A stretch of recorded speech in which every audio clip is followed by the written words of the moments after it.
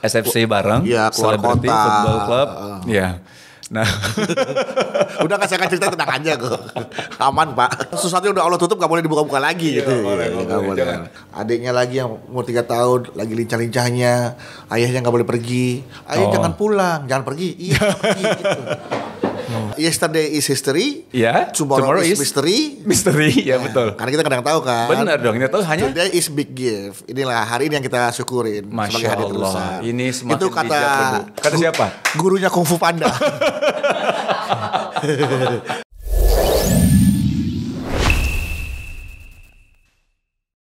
Bedu kan kemarin menang 50 juta nih. Iya. Kuis apa sih namanya? Tulis Dreambox Indonesia. Dreambox Indonesia. Iya. Nah kan terakhirnya itu kan ada pertanyaan-pertanyaan ibu kota. Nah, Bukan settingannya lo menangnya, bukan. Tapi maksudnya ketika lo udah di final itu bahasa gini, mereka kasih nggak? Nih lo hafalin negara-negara ini. kayak kisi-kisi gitu. Kisi-kisi ada kan? Ada berapa dikasih. Oh iya, jadi memang ada kisi-kisi. Jadi sehingga kayak ujian ada keluar gitu ya. betul, kisi-kisi kayak latihan dulu sebelum akhirnya lo dites gitu ya. Gitu.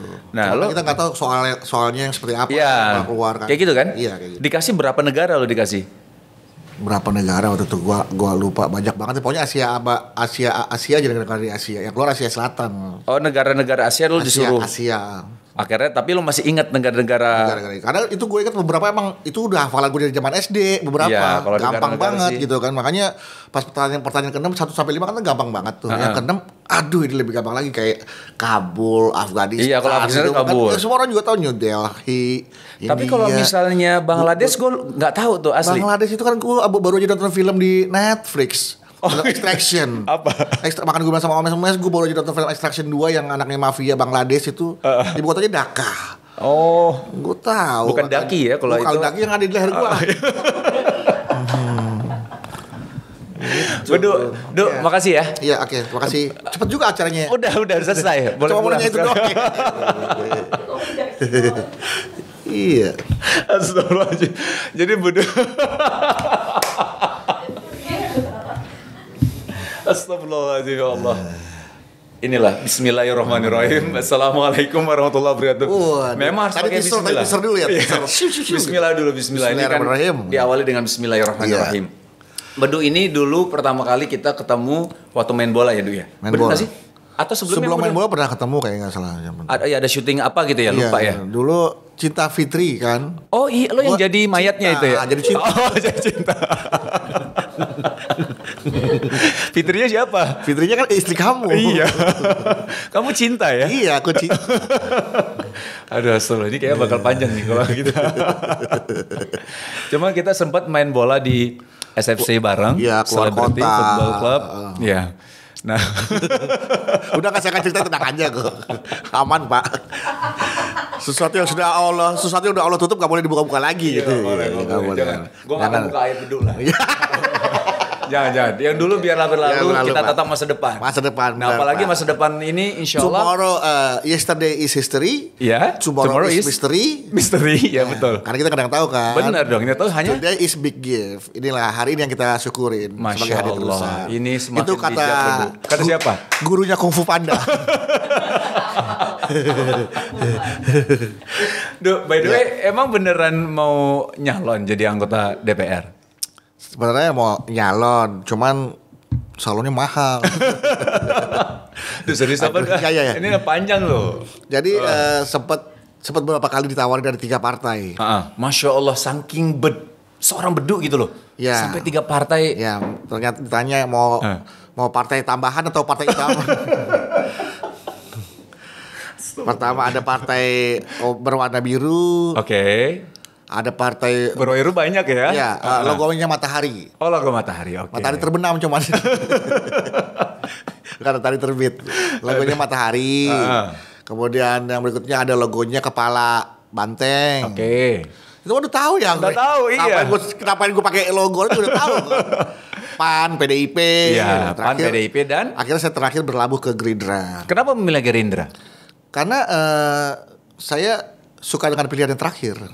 Suka sama pilihan terakhir. Emang terakhirnya dipilih. Gerindra. Nggak ada. Setelah Gerindra nggak ada tawaran lagi tuh. Udah. Misalkan ada tawaran lagi, nah yang terakhir yang akan saya pilih pasti. Oh tetap. Jadi tiba-tiba nih ada yang milih yang ngajak Kan lo ini lagi. kan last minute kan. Last minute. Nah, jadi pendaftaran di KPU pertama masih daftar calon sementara. Iya. Saya terdaftar sebagai caleg dari PAN untuk DPR di tingkat provinsi. Oh lo udah pernah sama PAN Provinsi dulu? Banten, iya. Oh oke. Bukan dulu tahun 2024 ini, untuk pemilu 2024. Oke, terus? Kan kemudian berjalannya seiringnya waktu, politik itu kan dinamis. Kita lihat perkembangan kan. Wah, mana yang kira-kira lebih berpotensi atau secara probability, secara kemungkinan besar untuk kita bisa mendapatkan peluang itu gitu. Oke. Kan. Ya udah, tawaranlah dari PDIP. Iya. Kemudian saya ambil tapi masih tingkat provinsi juga. Saya adalah kalau tingkat provinsi gak apa-apa. DPRD juga. DPRD adalah tingkat provinsi gak apa-apa lah, saya pilih PAN sajalah gitu kan. Oke. Udah PRDP, akhirnya saya tarik, jadi saya bergabung dengan PDIP. Tapi kartu anggota sudah jadi semua. Oke. Kartu anggota udah mau didaftarin. Saya tapi belum kirim berkas. Dan saya tarik. Nah, yang sudah kirim berkas itu adalah di PAN, sudah masuk sampai ke KPU, sampai sudah salaman sama ketua KPUD-nya, sama semua pendaftar. Karena kita daftar bareng kan waktu itu kan. Kemudian tiba-tiba saya berpikir nih, dari rumah sampai ke, kalau terpilih ya, ke kantornya di Banten. Rumah Cirende, perjalanannya bisa memakan waktu sampai 2,5 jam. Setiap hari 2,5 jam lumayan juga nih. Aduh, terus tiba-tiba cerita-cerita ke teman, kebetulan teman itu adalah produser film yang saya lagi syuting sama mereka dari sayap partainya Gerindra Jati Raya. Oh oke. Ditawarkanlah tuh sama ada Mas Faris namanya, pembina Jati Raya. Sama ketemu sekjennya juga si ibu produsernya Ibu Queen Yu.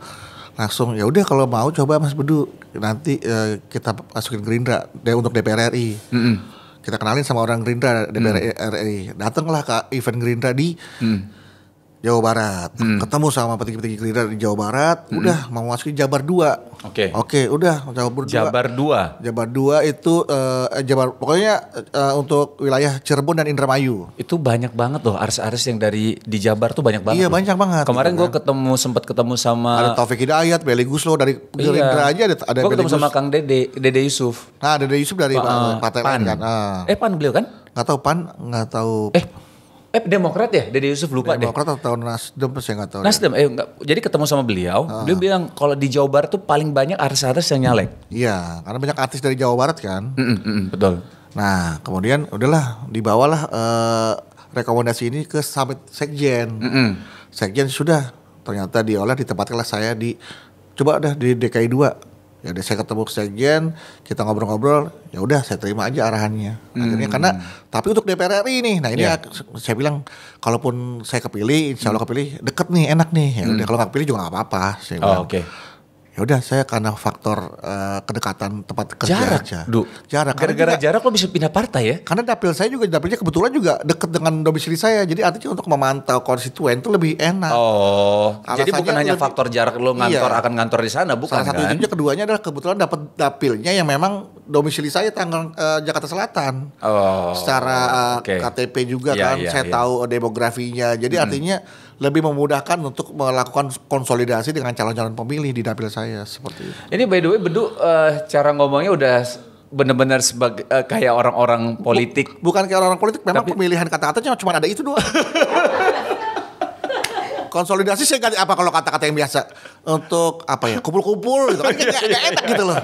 Iya, konsolidasi saling menguatkan gitu kan.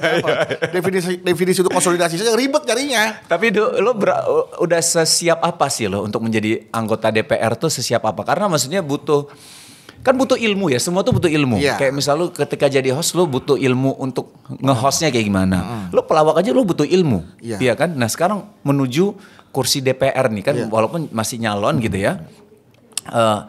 Lo sesiap apa sih untuk menuju ke sana? Modal cinta dengan berorganisasi. Kecintaan saya terhadap organisasi ini, saya rasa ini menjadi modal saya untuk bisa terjun di dunia politik. Jadi bukan yang bisa dibilang kalau dadakan, mungkin dadakan karena berkaitan dengan partai. Saya belum pernah terlibat dalam partai, tapi kan partai dengan organisasi kan nggak jauh berbeda dalam apa namanya proses berjalannya flow-nya sebuah demokrasi kan ada rapat, ada pemenangan, ada strateginya, ada semua sama. Ada kampanye pemilihan ketua, ada semua hampir manajemennya hampir sama. Mengorganisasinya hampir sama gitu kan. Selain itu apa lagi? Nah, selain itu juga saya memang sudah mulai harus berpikir benar-benar real melakukan sesuatu untuk bangsa dan negara ini. Ya kalau mungkin saya bisa lewat bidang saya sebagai seorang komedian paling hanya bisa membuat orang tertawa saja gitu kan, tapi untuk bisa melakukan yang terbaik ternyata ada kesempatan nih, ada peluang ya kan. Kalau kesempatan ini saya manfaatkan tapi saya nggak punya skill juga akan sia-sia ya. Jadi kesempatan ini akan menjadi biasa, tapi karena saya merasa saya punya kemampuan dalam berorganisasi, kemudian didukung sama tim yang akan siap membantu pemenangan saya gitu kan. Ada yang mau mendukung, artinya komponen untuk modal untuk bisa nyalek sudah ada. Selain materi ya, karena saya tidak mengandalkan uang. Karena ya kalau saya mengandalkan uang, berapa banyak uang yang harus saya butuhkan. Dan saya nggak akan punya uang sebanyak itu untuk modal. Tapi saya punya modal kemauan dan kemampuan, itu yang saya akan gunakan. Seperti itu. Kan berarti kan lo Jaksel sama luar negeri ya? Jaksel, Jakpus sama LN. Jaksel, Jakpus sama LN luar negeri ya? Jadi Pusel LN gitu. Pusat Selatan Luar Negeri. Lo seberapa tahu sih tentang untuk daerah lo ini? Maksudnya Jaksel oke lah, lo tinggal di Jakarta. Terus Jakarta itu kan ada sekitar berapa kecamatan? 7 kecamatan kalau nggak salah. 7 atau 8 lah ya. Jakpus juga banyak tuh, ada Kemayoran, ada Johar, ada Tanah Abang, ada mana lagi tuh, banyak banget tuh Jakarta, ada banyak lah pokoknya. Luar negeri gimana cara lo ini? Maksudnya kan apakah lo sesering itu ke luar negeri dan lo gimana cara luar ini? Negeri kan kita pasti di sana ternyata Ibu Sekjen, Ibu Ima, incumbent kita juga itu bilang bahwa di luar negeri sudah banyak perwakilan Gerindra yang sudah mendirikan kantor di sana. Jadi koordinasinya bisa lebih mudah. Karena kan juga kemudian juga saya mencoba untuk berkoordinasi juga dengan, ada waktu itu kita acara seminar bareng di Polda, ada ketua ketua Perlindungan Pekerja Migran Indonesia. Itu waktu itu saya minta gimana Pak, permasalahan apa untuk pekerja migran Indonesia, yaitu salah satunya adalah supaya bagaimana mereka ini tidak terjebak dalam TPPO, tindak pidana perdagangan orang, human trafficking kan banyak sekali ternyata itu dijebak berangkat kerja ke luar negeri ternyata bukan. Kemudian kan selain itu banyak juga ada mahasiswa kita yang di luar negeri. Potensi pemilih kita tuh ada 2 juta orang untuk luar negeri. Tapi kalau luar negeri itu maksudnya semua luar negeri ya? Semua luar negeri. Mau dimanapun pokoknya di luar Indonesia gitu? Kecuali luar angkasa nggak masuk. Itu di Mars nggak bisa ya? Bisa, karena kan kita ngirim kertasnya susah Pak, ngirim kertasnya. Iya benar juga sih. Belum tinta pemilunya sampai sana ini nggak jadi tinta pemilu. Jadi apa? Jadi tintaku. Masya Allah ya. Jadi seorang Bedu yang orang mungkin kenalnya sampai saat ini adalah seorang pelawak gitu ya.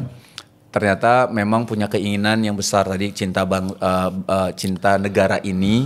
Mungkin insya Allah mudah-mudahan bisa melakukan suatu perubahan.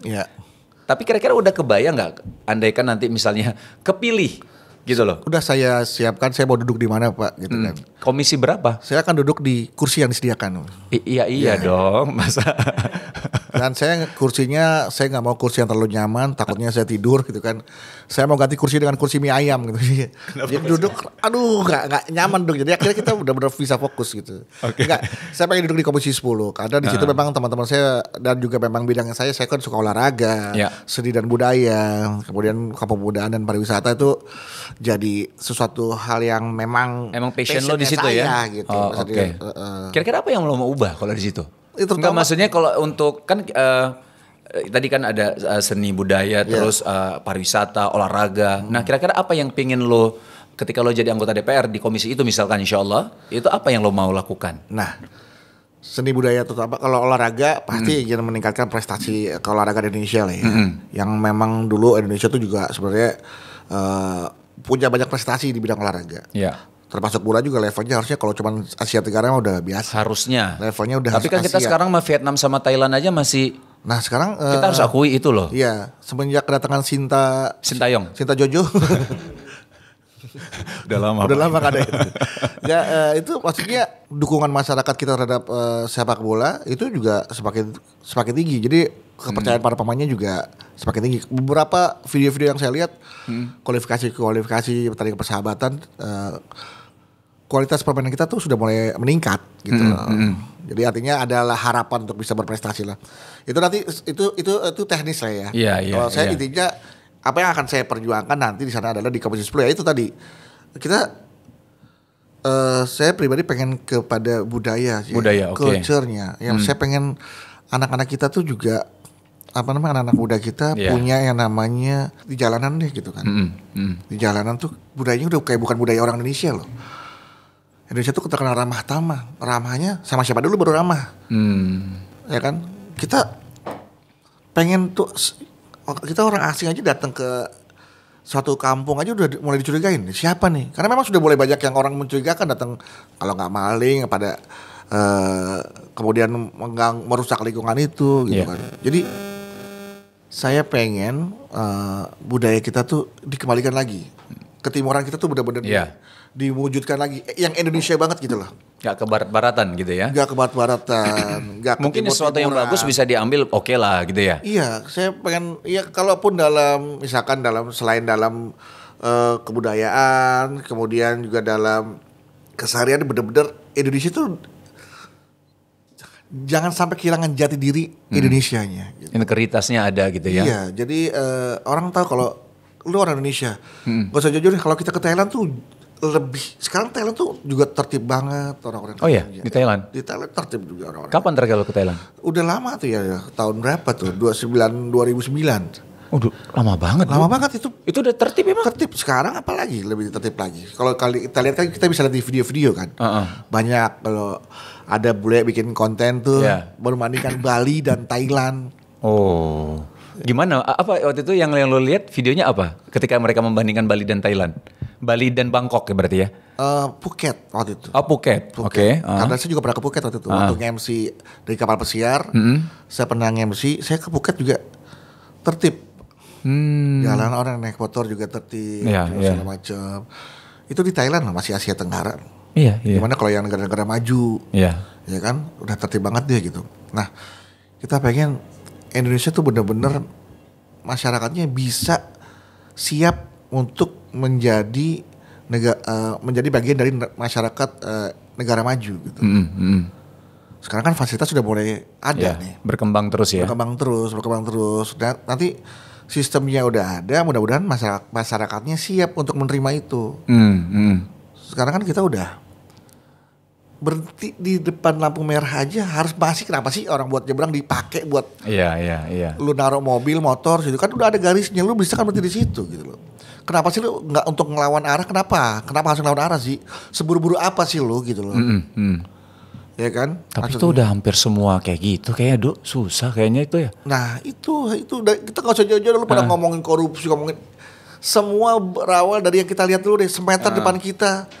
Semeter di kanan kita, semeter di kiri kita, semeter di belakang kita. Lu lihat, udah baik belum? Kalau nggak semeter ke diri kita minimal sendiri, kita sudah benar belum? Sebagai pribadi, itu kan untuk menciptakan sebuah masyarakat dimulai dari kita, dari kita, keluarga kita, terciptalah keluarga itu lingkungan, kemudian ceritalah masyarakat. Masya Allah. Nah, jadi maksudnya dari kita diri gitu loh. Nah itu kalau ngomong soal tadi ya, yang tadi soal jalan, gue jadi keinget ada video yang sering ditampilin, gue nggak tahu siapa namanya, tapi dia tuh suka bahasanya marah-marah kepada orang-orang yang melanggar lalu lintas. Karena penegakan kita juga itu. Bahkan ada beberapa kan motor-motor yang naik trotoar, yang harusnya untuk pejalan kaki gitu. Nah makanya saya setuju banget kalau ada daerah yang memang memprioritaskan pejalan kaki. Ya salah satunya nanti IKN lah ya. Itu memang dikonsepkan kota masa depan untuk semua pejalan kaki dan untuk transportasi umum. Jadi semua terintegrasi. Apa pendapat lo soal IKN itu? Ya saya setuju. Setuju. Tetap kan walaupun itu dibangun tapi jangan melupakan itu tadi bahwa di sana ada masyarakat lokalnya. Ya, ada adat istiadat yang harus dijaga. Ya kan keoriginalitasannya tuh jangan sampai hilang. Karena itu akan peradaban baru. Ya. Jangan sampai peradaban baru membunuh peradaban yang lama. Ya kan? Budaya yang ada di situ gitu ya. Nanti jadi malah tidak beradab. Sama dengan kolonial dong kalau gitu kan, menjajah. Ya. Nah, ya kan? Jadi tetap dijaga dengan peradaban baru, tetap mengedepankan sila kedua, kemanusiaan yang adil dan beradab. Itu yang namanya peradaban. Oke. Walau semodern apapun peradaban, kalau kita menindas seseorang itu tetap tidak beradab. Tidak bisa disebut sebagai peradaban. Gitu. Oke. Menarik kalau ngomong budaya dan lain-lain. Kalau kita sangkut pautkan dengan negara maju, kayak misal Jepang ya salah satunya ya. Nah, bagaimana negara semaju Jepang. Tengku. Ya. Orang-orang Jepang itu ternyata nggak tahu kalau kita pernah dijajah sama mereka. Hah?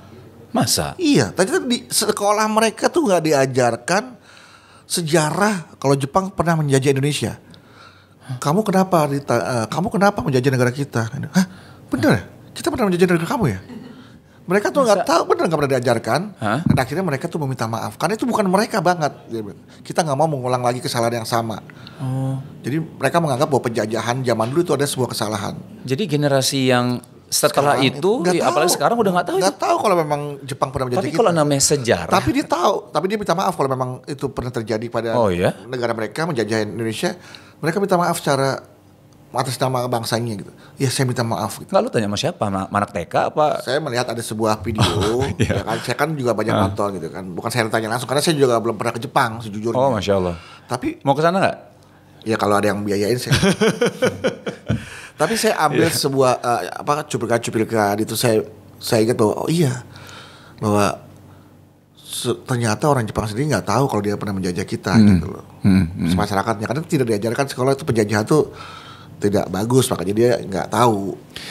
Tapi Jepang sih Masya Allah sih ya. Maksud gue tuh kalau waktu gue kesana juga itu budayanya yang tadi kita bilang. Semodern apapun dan semaju apapun, maksudnya Jepang ini tetap budaya Jepangnya kental banget di sana.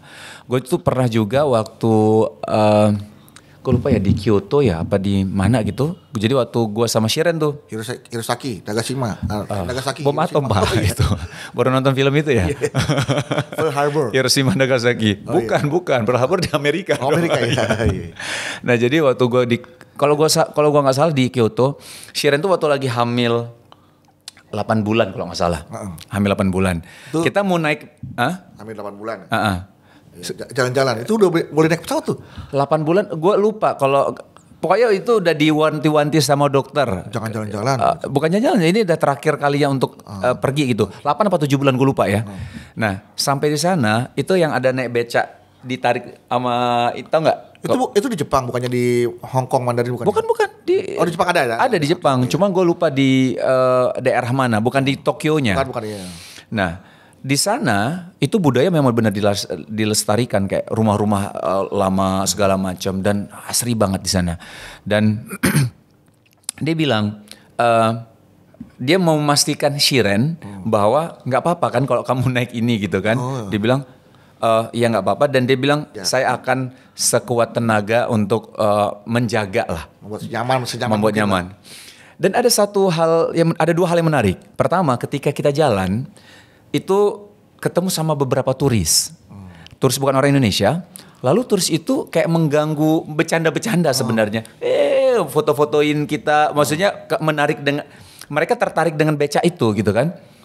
Dia bilang, maksudnya jangan ganggu kami, sampai ketiga kalinya, tapi tetap diganggu, dia berhenti, dia marah. Dia bilang, intinya jangan ganggu kami, saya yang menjaga dia. Maksudnya menjaga gue sama Shiren. Gue jadi langsung ingat, iya ya dia tadi kan udah janji bahwa dia akan menjaga kami berdua gitu kan. Komitmennya ya Allah. Itu benar-benar gue sama Shiren sampai sama dia udah nggak apa-apa kok, santai aja, maksudnya kayak gitu. Dia benar-benar yang marah sama turis itu gitu loh. Itu pertama. Terus kedua, waktu udah selesai, itu kan memang kita udah tahu harganya berapa. Kita kasih. Nah, kita kan memang biasa kasih tips kan. Tips, betul. Dia benar-benar nggak mau dan benar-benar nolaknya tuh bukan yang kayak nggak usah. Ya. Nggak usah gitu kan. Enggak. Tapi benar-benar dia nggak mau gitu loh. Gue sama Sharon, ya Allah, segininya ya, mereka ini komit dan mereka punya integritas gitu loh. Itu yang orang Jepang tuh, Masya Allah. Di beberapa oleh pribadi kita sudah mulai hilang tuh integritas. Insya Allah ada sih, Insya Allah ada ya. Karena mudah-mudahan harapan ini saya ada. Mungkin ya dengan adanya podcast ini, kemudian Wisnu menularkan virus-virus yang baik untuk para penontonnya. Orang jadi ingat, oh iya ya, gue sih udah berbuat apa ya untuk bangsa ini ya. Terutama untuk diri gue sendiri deh. Gue udah jadi orang baik belum sih gitu. Gue jadi kalau kamu nggak bisa berbuat baik untuk orang lain, paling tidak jangan ngerepotin orang lain lah. Iya. Jangan jadi kalau kamu nggak bisa membuat andil atau kalau kamu tidak punya andil atau manfaat buat orang lain, paling enggak jangan jadi sampah masyarakat deh, udah gitu aja. Iya. Kan? Setidaknya. Jadi kebaikan buat diri kamu sendiri aja dulu deh gitu. Ya Masya Allah, itu tugas bersama sih Do ya. Tugas bersama tadi juga lo sampein bahwa sampai poin di titik udah deh yang mikirin diri kita dulu deh. Kayak di Jepang tuh ya, orang nih mobil berhenti set, itu ada orang nyebrang, mobil udah 20 meter sebelumnya mungkin udah berhenti, udah siap-siap karena mempersilahkan yang mau nyebrang. Yang nyebrang juga terima kasih, nunduk gitu. Aduh. Ini di sini udah mau nyebrang. Kadang-kadang kita suka istighfar sendiri gitu kan. Masya Allah. Melihat bagaimana masyarakat di perkotaan besar yang egonya masing-masing, mereka tuh punya pendidikan semua di sini loh. Kadang-kadang justru yang berpendidikan itu kadang-kadang suka lupa. Mereka orang-orang karena faktor arogan, iya nggak sih? Sampai gitu? berantem di jalanan berapa kali. Ya itu berantem di jalanan. Ini banget ya. Merasa dia lebih tinggi powernya, kekuasaannya lebih tinggi, ya kan, merasa lebih diprioritaskan, mendapatkan privilege, apalagi sampai nguing. Makanya gue insya Allah kalau jadi pejabat, gue nggak mau lagi itu. Maksudnya gue. Tapi lo jadi nguing ya? Enggak, gue jadi provider aja. Naik motor aja susah, gitu. Gue nggak mau lagi menunjukkan sekat jarak antara yang nama pejabat dengan rakyat, nggak ada. Kita tuh kalau bisa kayak gitu. Kita tuh wakil rakyat loh. Wakil itu utusan yang dimandatkan. Rakyat itu bos kita. Ini bukan karena pemilu ya, gue ngomongin bukan karena gue kampanye ya. Kalaupun gue ini bukan masa kampanye, gue akan selalu ngomong begini kepada semua orang yang akan mencalonkan atau kepada semua pejabat. Udahlah, bukan masanya lagi pejabat itu menunjukkan sisi kekuasaannya, jabatannya. Jabatan itu kan amanah, titipan. Harusnya berat itu kan. Lu dikasih jabatan itu dititipin. Bukannya tanggung jawab lo besar loh. Besar tanggung jawabnya gitu. Nah makanya gue tuh datang belusukan-belusukan, gue nggak membawa uang. Gue bilang saya tidak bawa apa-apa, tapi kita bisa membawa permasalahan ini ke depan ketika saya nanti duduk di kursi dewan. Apa yang menjadi aspirasi kami ya, dari masyarakat, kita himpun permasalahannya, kita inventarisir permasalahannya apa aja sih nih yang kira-kira bisa saya perjuangkan nanti di dewan untuk dibuat sebuah legislasi atau undang-undang rancangannya seperti apa yang pro terhadap rakyat, untuk kesejahteraan rakyat, ya, entah pendidikan, kesehatan, apapun lah, kesejahteraan, terutama paling penting kesejahteraan rakyat. Itu yang akan kita perjuangkan. Apa aja sih masalahnya? Itu yang akan kita nanti di daerah konstituen saya akan menjadikan rumah aspirasi. Silakan, nomor telepon saya 24 jam yang kira-kira bisa saya bantu. Gitu kan. Karena memang sudah harus siap Pak untuk mengabdi, untuk berjuang bersama-sama, gitu kan. Apalagi kalau eksekutif, ini kan saya cuma legislatif kan, hanya sebagai penyambung lidah masyarakat untuk didiskusikan di dewan, gitu kan. Bukan penentunya sama-sama nanti di parlemen, di paripurna, jadilah sebuah undang-undang yang berpihak pada rakyat. Itu aja tugas kita sebagai wakil rakyat sebenarnya. Ayo lo maju, gue wakilin deh. Tolong bikin ini. Rakyat semua yang nyuruh, kita mah pesuruh Pak. Kalau ada presiden petugas partai, kita pesuruh rakyat. Bukan petugas, pesuruh. Kita mau disuruh-suruh. Tolong dong ini. Ya iya, karena memang kita melayani rakyat. Gitu. Kita memang berjuang bersama-sama untuk rakyat gitu kan. Jadi kalau kamu jadi pemimpin misalkan Gue percaya sama lu, ayo maju, lu aja yang maju, no. Tolong ini ya, tolong dititipin semua sama lu. Karena itu kan tugas Wisnu kan, gitu kan. Untuk menyampaikan apa yang dari aspirasi anggotanya, teman-temannya Wisnu. Gitu. Menarik ya, pesuruh rakyat tuh kata-kata yang menarik sih. Iya memang kata-kata yang menarik sih. Gitu kan. Lo bilang coba dimulai dari diri sendiri, iya kan? Nah diri sendiri dan apalagi kan lo kan udah berkeluarga, lo punya anak, punya istri gitu ya? Punya. Iya, ya alhamdulillah ya. Kita mau nyewa. Nggak, maksud gue gini.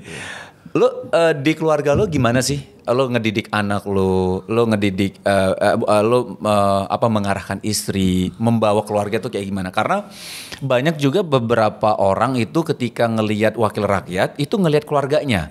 Karena lo udah bisa ngurus keluarga lo belum? Gitu. Nah, itu gimana kalau misal di lo sendiri? Alhamdulillah Wisnu.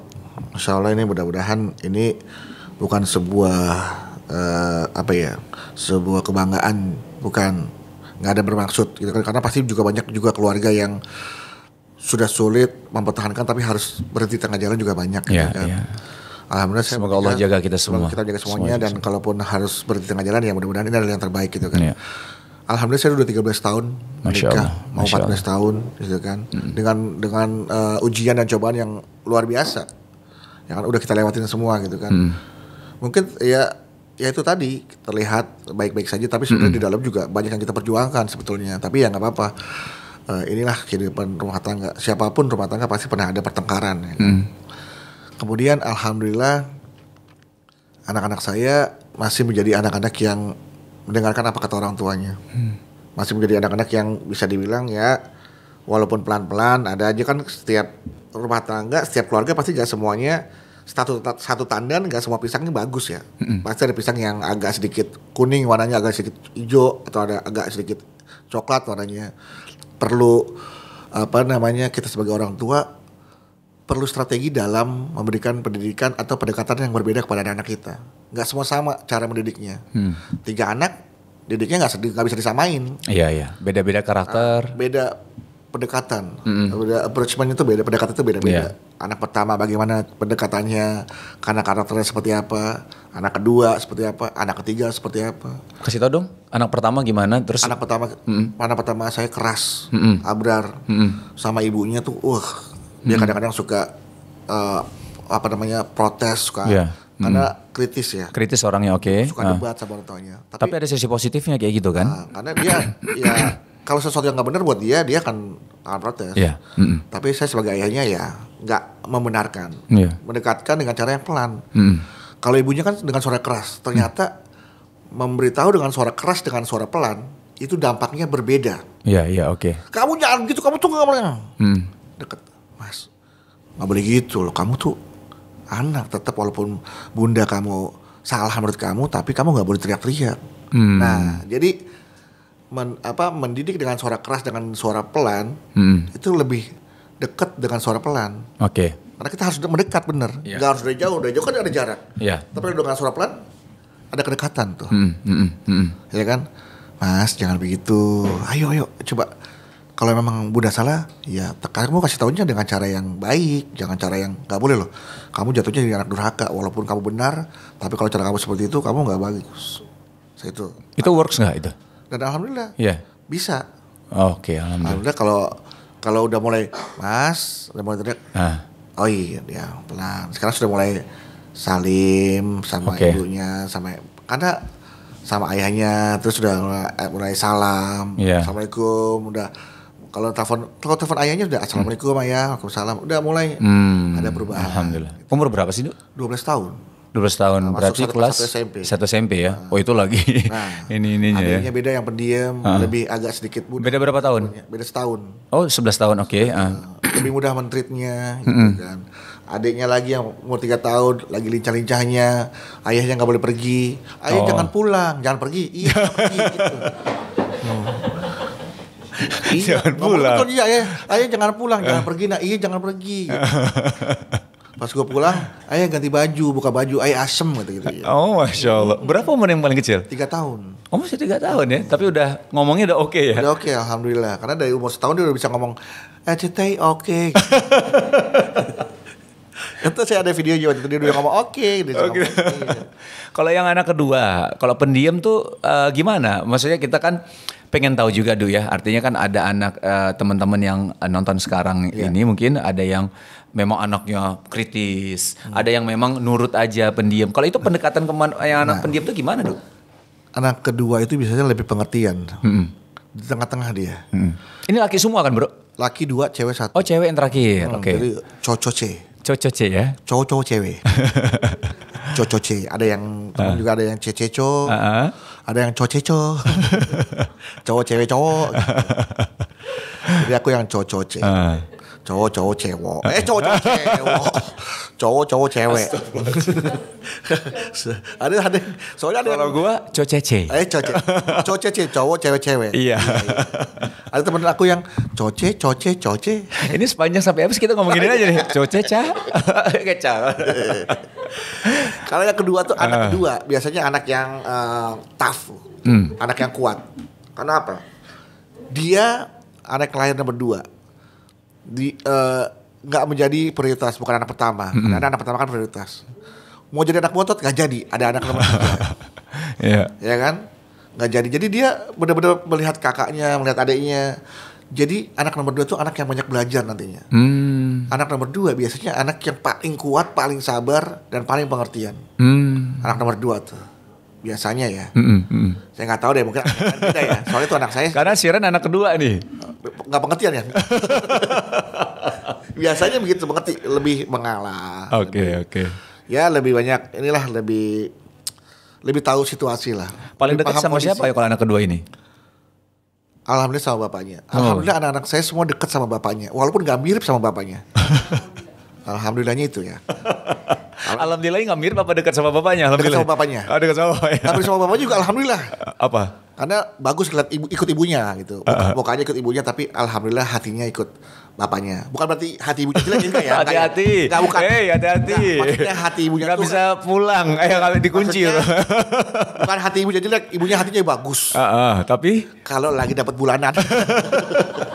Enggak, bercanda. Itu ya. Aduh, salah bun. Maksudnya satu memang karena dia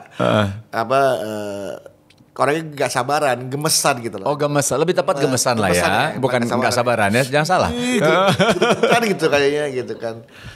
Bahaya di sini salah pemilihan kata-kata bisa dipelintir. Iya, hati-hati. Karena tadi pemilihan konsolidasi dan hati-hati. Iya benar-benar. Mulai sekarang tuh memang saya harus mulai berpikir kata apa yang terbaik yang saya gunakan. Betul. Tidak menyinggung dan menyakiti perasaan orang lain. Iya. Gak bisa sembarangan menggunakan kata. Makanya saya kalau ngomong agak lama karena saya berpikir kata apa yang saya gunakan. Takut salah. Bener. Tapi lebih baik kayak gitu, berpikir dulu sebelum mengeluarkan kata-kata. Betul. Kalau udah sakit hati seseorang, waduh. Lidahmu tuh sebagaikan pedang dulu. Sekarang jempolmu bagaikan. Jempolmu, bener. Asal komentar aja ya kan. Iya. Gak ada apa-apa lu ikut komentar. Aduh. Itu kan itu yang terjadi sama diri kita sekarang nih. Gampang komen. Gak tahu ternyata komennya menyakiti. Waduh. Belum tahu dia maafin kita apa enggak kan? Nah, makanya ternyata ada sahabat Rasulullah, Rasulullah pada kumpul, ada Rasulullah bilang bahkan ada seorang ahli surga. Iya. Ternyata ibadahnya nggak spesial tuh. Iya. Ya, itu ibadahnya sebelum tidur dia hanya memaafkan orang-orang yang berbuat salah sama dia. Dia nggak pernah punya rasa dendam. Itu sulit banget memang ya. Sulit banget itu. Tapi sih alhamdulillah saya nggak pernah punya dendam. Tapi cuma kesel. Kalian tahu nggak Bedu ini pelawak ya, suka ngelawak, suka ngelucu. Tapi sebenarnya kalau main bola tuh kadang-kadang suka panasan dia. Kenapa Du sih? Ya siang kan panas Pak. Kalau malam dingin. Kalau malam juga kadang-kadang kalau lagi kesel loh. Kenapa loh? Sepak bola itu kan olahraga yang memacu adrenalin Pak. Ketika adrenalin terpacu, apalagi ini kan bola kan kita merebut bola. Iya. Itu tuh kompetitif banget Pak. Ya kan bagaimana ketika perebutan bola terjadi, kemudian terjadi ketidaksportifan, tidak fair play, ya kan? Itu bikin kita kesel. Gue tuh makanya kalau di jalan kalau ada orang yang nggak fair play, ada orang yang nggak sportif, ada orang yang nggak, lo kesel deh. Kesel gitu Pak. Tapi nggak dendam dong. Enggak. Iya. Gue tuh kalau melihat sebuah ketidakadilan, gue juga kesel. Iya. Pokoknya gue ngeliat kezoliman tuh gue kesel. Tapi lo pernah zolimin orang nggak? Gue malah justru gue lebih kesel pada diri sendiri karena gue sendiri zolim. Enggak, maksud gue gitu. Gue kesel, makanya gue gak pernah mau zolim sama orang lain. Oke. Karena gue tahu sampai ya. Diperbuat tidak adil tuh gak enak, Pak. Dihianatin tuh gak enak. Ya kan? Gak enak, Pak. Saya pernah mendapatkan pengkhianatan dari orang-orang terdekat saya lah. Gitu. Saya nggak perlu ceritakan apa dari jangan. Masa lalu adalah history, sejarah, Pak. Sejarah. Ya, jadi pembelajaran untuk kita. Pembelajaran aja. Memang saya memaafkan, tapi sejarah nggak bisa dilupakan karena kan jas merah. Jangan lupakan. Jangan sekali-sekali memakai jas merah. Bukan. Apa sih artinya? Bukan. Jas merah. Jangan sekali-sekali melupakan sejarah. Jas kuning. Apa? Jangan sekali-sekali kurang informasi dan pengetahuan. Masya Allah. Jas biru. Jas biru. Jangan sekali-sekali bikin rusuh. Oke. Jas hijau. Jangan sekali-sekali hidup. Jangan sekali-sekali hidup zolim. Oke. Masih banyak warna. Gue sebutin semua nggak? Iya boleh. Habis selesai. Jas ungu. Jas ungu. Lagi dicuci, Pak. Ya Allah. Iya. Duh, kalau bisa di rumah, tadi lu bilang kan bini lu kan orangnya lucu ya, gemesan gitu ya. Gemesan. Kalau misal di rumah itu. Kalau saya minum, Pak, kalau ngomong istri saya. Silakan. Paling ketat saya kalau ngomong istri saya, Pak. Kalau misalnya di rumah, gimana sih cara membuat rumah tangga itu tetap adem ayem tuh gimana? Maksudnya secara pertama bini lo kan bukan dari dunia entertainment. Bukan. Iya kan? Terus bagaimana dia melihat dinamika kehidupan dunia entertainment tuh gimana? Iya kan? Terus dia sih percaya sama saya, Pak. Oh itu poinnya di situ. Dia percaya sama saya, cuman dia nggak percaya kalau saya syuting sama beberapa orang. Sama beberapa nama lah gitu lah. Iya. Dia nggak percaya. Oke. Gitu. Itu aja. Itu aja cukup. Iya. Enggak, aduh gimana? Maksudnya bikin Oke, percaya sama lo. Tapi ketika ada satu posisi lo pasti pernah syuting dong sama bahasanya sama orang yang menurut dia nggak. Bahkan saya pernah melakukan kesalahan. Oh, pernah kesalahan? Iya. Nggak perlu disebutin kali ya? Perlu disebutin ya. Saya pernah melakukan kesalahan dalam rumah tangga. Saya minta maaf sama dia dan dia memaafkan. Itu yang membuat saya jadi makin cinta, makin sayang bahwa ya laki-laki ya. Iya. Godaannya memang ada aja kan. Cuman saya bilang ya maafkan, kalau memang kamu mau meninggalkan silakan, kalau kamu mau bertahan silakan. A, tinggalkan. B, bertahan. C, kalau friend nggak ya? C, saya boleh coba lagi. Tapi kayak gitu lo bilang ya? Enggak dong. Enggak. Tapi saya memang saya tahu, saya akui kesalahan saya. Yeah. Gitu kan. Saya minta maaf. Kalau memang kamu mau lanjutkan sama saya nggak apa-apa. Kalau enggak juga kita tetap bisa baik-baik. Sampai segitunya gitu ya? Iya, gue kan itu gue bilang gue kalau udah menyakitin gue benar-benar minta maaf. Gue tahu kalau ini kesalahan gue. Oh. Nah, ujian terberat dalam hidup gue tuh selalu dari dulu tuh itu, Wisnu. Iya. Ujian dalam hidup gue tuh itu lagi. Itu lagi ya? Bukan yang namanya narkoba, alkohol, tapi obat-obatan. Itu aja. Nah, makanya gue selalu kalau gue syuting gue selalu godaannya apa? Gue selalu itu touch dulu gitu. Auzubillahiminasyaitonirrajim. Pokoknya itu godaannya tuh berat banget. Kalau lo tahu memang godaan situ, kenapa lo masuk ke daerah situ? Ya bukan masuk dari situ, pasti lingkungan kita kan ketemu di situ lagi, bukan masuk dari, bukan datang, bukan saya mencari-cari kesempatan, enggak, tiba-tiba itu ada gitu loh, nggak mungkin. Kalau saya sih sudah menghindari tempat-tempat seperti itu, udah nggak pernah lah. Tapi memang tempat kerja kita, lokasi kita gitu kan, ketemu sama siapa, halo siapa. Enggak lah itu iya itu rumah tangga gitu rumah kan, tangga. Tapi ya saya sudah minta maaf lah gitu. Misal gua sama Shiren misalnya ya, kalau gua salah, ya minta maaf udah pasti. Tapi Shiren kan punya kebesaran hati ya. Untuk memaafkan. Sebaliknya gitu, Shiren salah, gua harus punya kebesaran hati untuk memaafkan. Jadi ini menarik, Du. Waktu itu gua pernah dengar dari Ustadz nih. Poinnya adalah suami istri itu mindsetnya harus adalah partner. Musuh kita tuh satu, yaitu setan. Bener. Setan itu paling seneng melihat suami istri itu hancur, betul. Pisah, itu kan menjadi prestasi tertinggi buat dia. Iya. Ketika bisa memisahkan suami dan istri. Itu hadiah aja, pergi haji itu hadiahnya. Bukan lebih dari haji itu. dalam dunia manusia itu pergi haji. Pergi haji secara dunia ini ya. Dari setan kita nggak tahu hadiahnya apa tuh. Duduk di samping singgasana bosnya. Itu dia tuh. Itu bisa memisahkan suami istri. Artinya kita harus punya mindset ketika ada kesalahan di suami, kita harus tahu bahwa ini partnerku. dan setan berhasil menggoda dia untuk membuat kita berantem, berselisih gitu. Sebaliknya juga gitu. Kalau punya mindset kayak gitu, insya Allah mudah-mudahan lumayan mereda kita sih. Ada kesalahan, bahkan jangankan yang besar kesalahannya. Kadang-kadang kesalahan kecil bisa berantem loh, Bisa. Kesalahan kecil. Salah dalam mengambil keputusan aja bisa jadi berantem. Bisa. Salah belok aja kita bawa mobil nih. Kan tadi aku udah bilang kenapa belok kanan, itu bisa jadi berantem loh. Salah belok doang, salah belok. Iya. Salah belok. Iya. Ya kamu gak bilang dari tadi. Kalau mau bilang dari tadi dia dulu mau belok. Loh, jadi berantem cuma salah belok loh. Iya belok. Iya kan? Iya. Gue bilang, ya udah nggak apa-apa sih, salah belok sekali lagi hidup lurus-lurus amat, gak ada belok-beloknya sedikit. Kayak paling sering berantem lo di mobil ya. Sekarang salah belok ya. Terus udah gitu kan, yang bawa mobil siapa? Kamu apa aku? Dia bilang gitu kan. Udah aku lagi sakit tangannya kata dia. Ya udah kamu aja. Ya udah gue yang bawa nih. Yang bawa satu jalan. Aduh ya harus dong, hati-hati dong. Makanya tadi kalau mau bawa mobil aja sendiri, jangan nyuruh aku bawa mobil. Kalau bilang gitu kan. Kalau bawa mobil sama aku, ini laki-laki nih, udah trust me, percaya nih aku lagi pegang kendali nih ya, aku pegang mobil ya, percaya. Bentar-bentar. Ayo. Gue gimana bisa konsentrasi? Itu truk masih jauh, motor aja. Ayo, pelan-pelan. Kecepatan juga normal. Iya. Gitu kan. Jadi gue jadi sepandang sendiri tuh gitu kan. Iya. Stres sendiri ya. Tenang aja, tenang. Udah, kamu kalau mau nyuruh aku bawa mobil, udah tenang, percaya gitu kan. Kalau kamu nggak percaya, udah tadi jangan nyuruh aku bawa mobil, kamu aja sendiri yang bawa gitu kan. Udah dia bawa mobil, udah sini aku aja yang bawa. Udah benar dia yang bawa mobil, saya pindah. Gue yang gitu, udah gantian. Bukan kamu tuh debat tuh, benar bisa jadi debat. Bukan kamu tuh orang mau ngasih sen, jangan gak usah pakai ngasur-ngasur, kenapa sih bawa mobil gitu.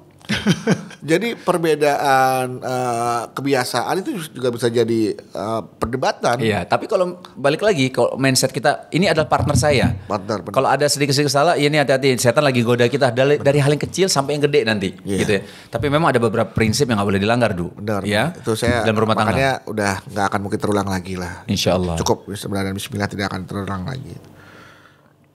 Mau nangis apa? Enggak.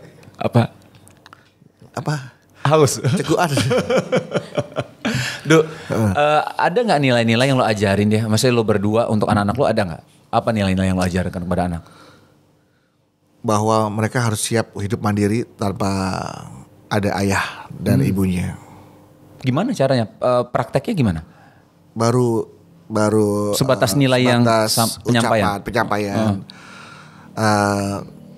Penerapan aja atau cara mengajarkannya adalah sudah mulai. Dulu waktu kecil kan semua dilayanin sama mbaknya. Mbak kaos kaki aku, mbak sepatu aku, mbak tas aku.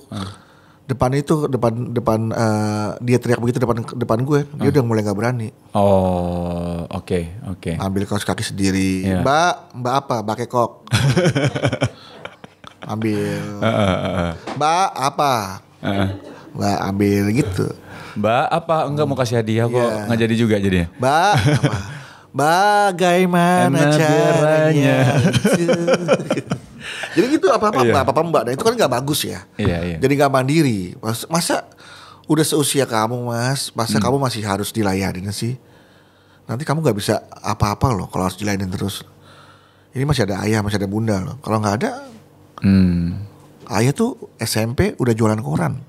SMP ya? Iya, koran bekas lagi. Bekas? Iya. Bekas siapa? Bekas sholat id.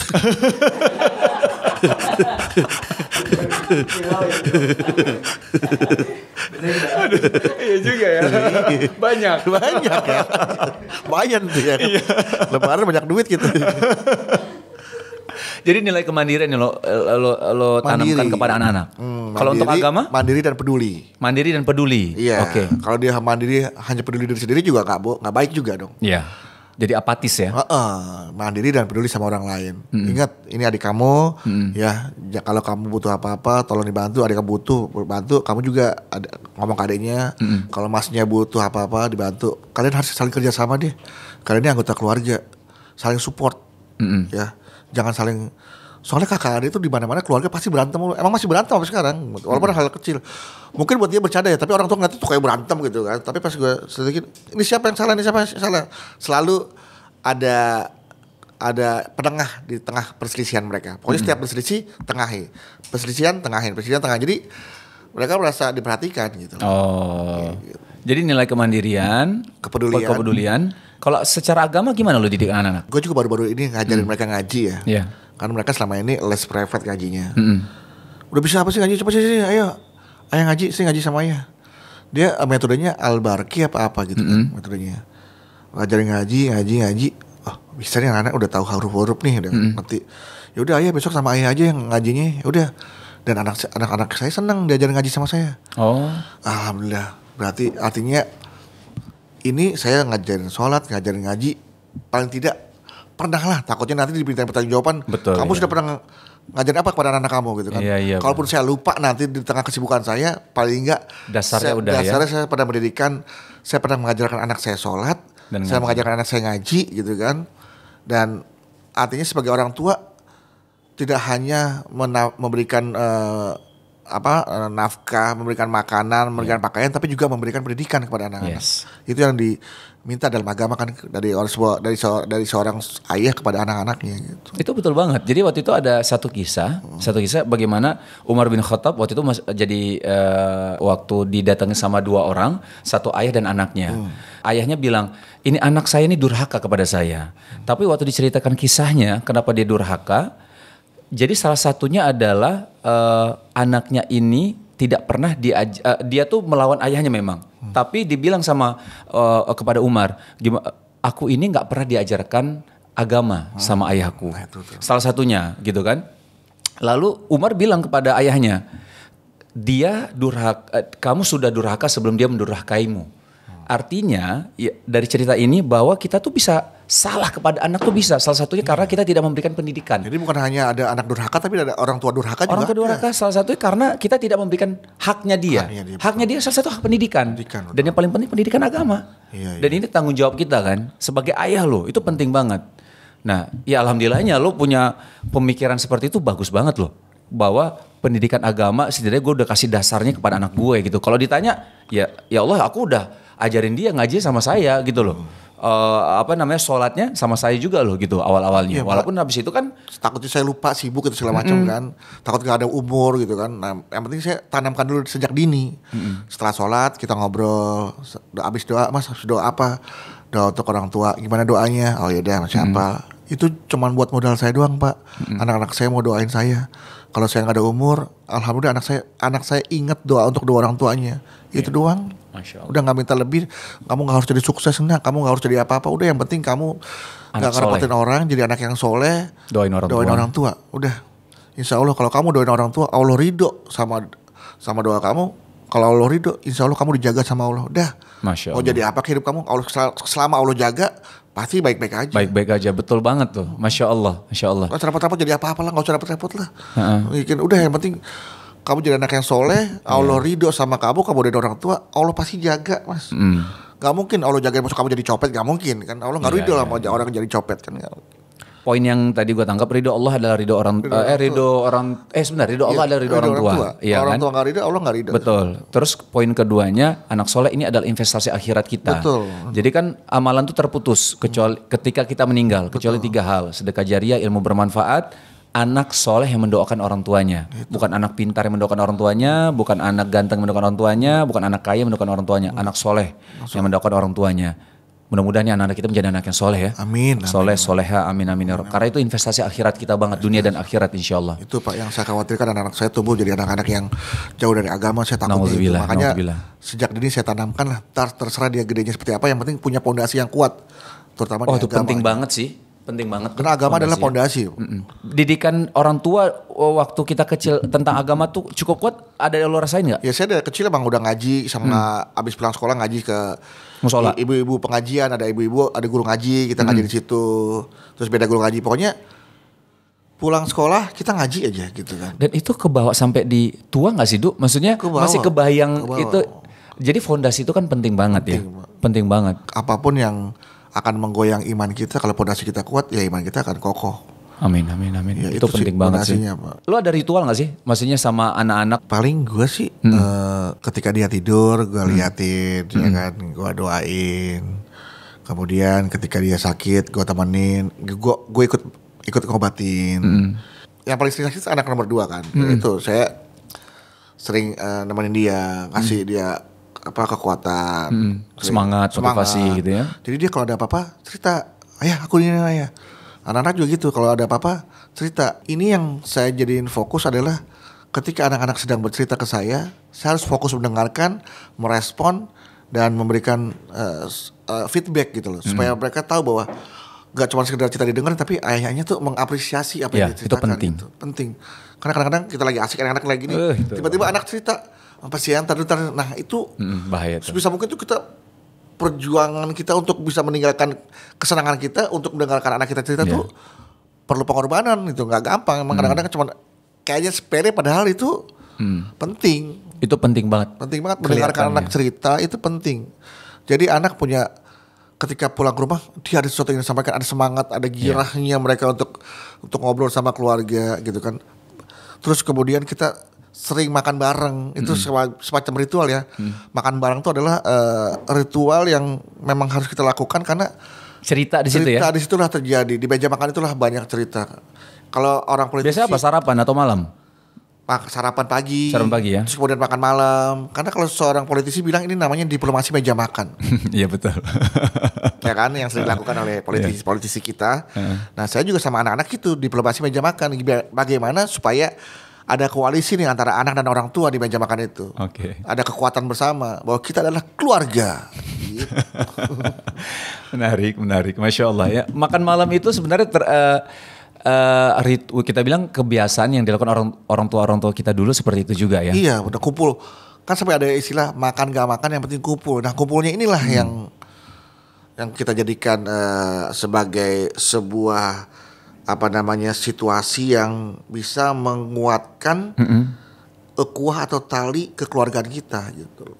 Kalau ya benar juga sih. Memang menarik yang tadi lo bilang, ketika kita mungkin lagi ada kerjaan kah atau ada lagi megang handphone, mungkin kesenangan lagi kah gitu ya. Balas klien kah apa kah, tinggalin.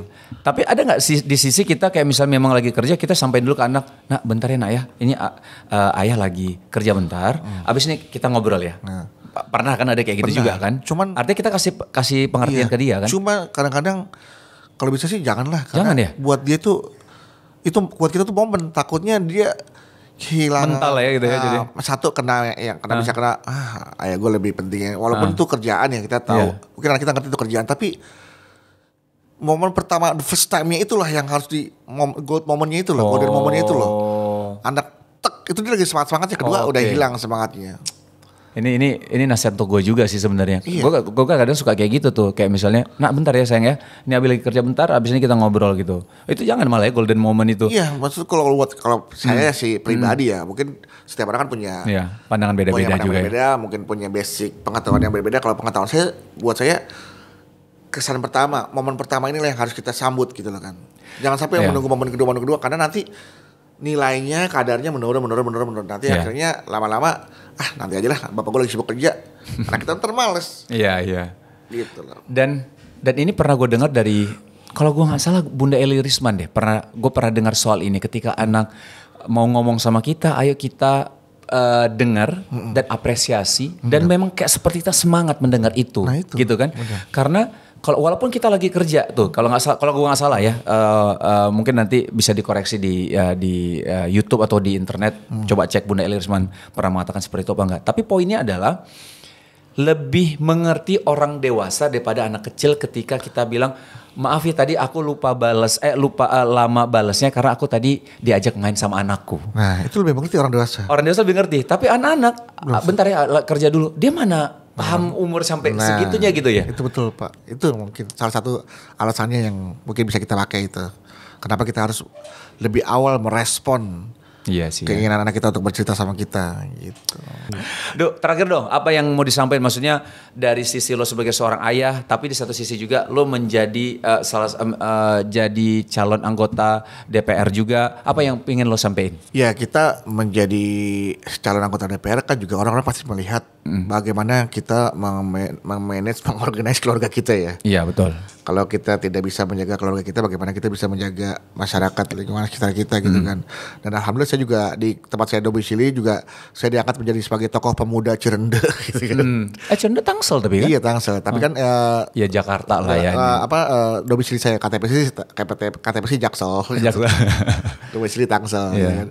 Artinya ya saya dipercaya di keluarga saya, alhamdulillah. Lingkungan mempercayai saya sebagai tokoh masyarakat, alhamdulillah. Artinya apa yang saya terapkan, aplikasikan di keluarga saya masih bisa saya terapkan di lingkungan saya.